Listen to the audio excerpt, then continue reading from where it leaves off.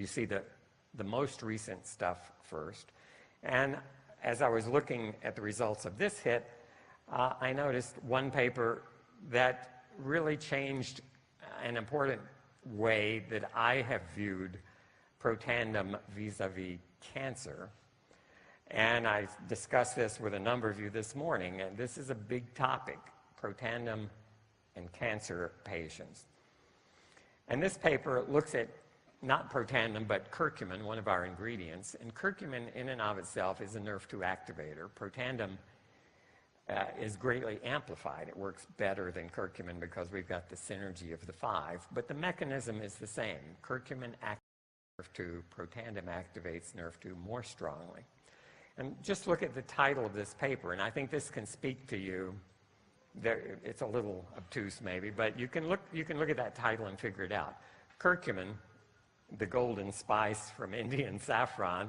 The researcher here is Dr. Agarwal from India, and he has a particular affinity, I think, for Ayurvedic medicine, for traditional medicine from India. He's at Baylor Medical Center in Houston, Texas, well known in the field of NRF2 activators.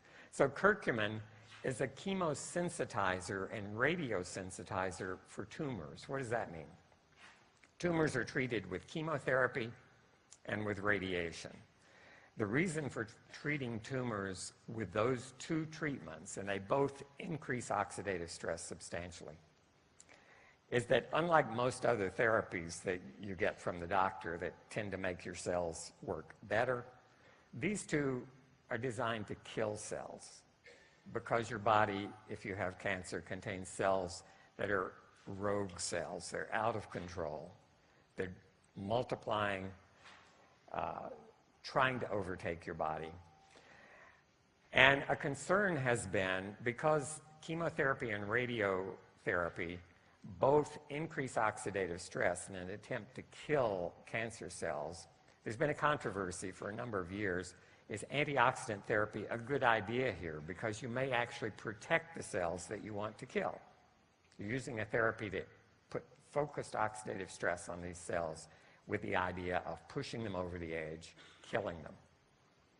And therefore, I have recommended to everyone who's asked me for the last 5 years, should I take Protandim if I've got a cancer diagnosis, I'm about to undergo chemotherapy or radiation therapy? And my conservative response has been, because this is controversial, some scientists argue, don't do it because you may protect the cancer. Others have said, do it because you may protect the other tissues more than you protect the cancer. We didn't really have a definitive answer. This paper says activating NRF2 actually sensitizes the tumors to radiation and to chemo. So it's going to have a bigger effect. Okay? And the other part of that title is just as important. NRF2 activators are chemoprotectors and radioprotectors for normal organs. So imposing a NRF2 activator changes the way that tumors and normal tissues respond to radiation, and it does it in the best possible way.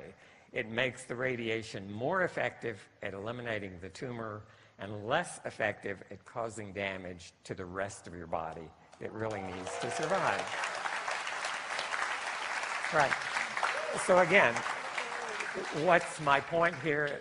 This is a changing scenario. Every week, I do these searches myself. I look at the most recent new papers that have just hit the press, and this is the kind of thing I learn. And it changes the way I view Protandim. I said what I say today about it is very different from what I said 4 or 5 years ago, and this is precisely the reason.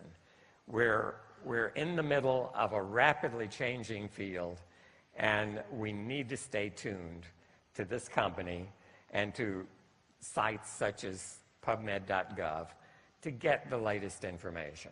So don't just sit back and say, I learned about Protandim a year ago, I'm going to use what I learned then. You need to keep at it. I wish it were simpler, but it isn't. It's complicated, so hang in there. Do your best to keep up with this do your best to use this as an impressive tool. If you sit down with someone who's trying to decide, should I take this supplement or another supplement, a competing product perhaps, flip open your laptop, type in pubmed.gov and say, what's the other supplement you're concerned about or considering? Type it in. Now, some of them actually do have peer-reviewed published studies, not many. Not many products. Most products you type in, you get no hits at all.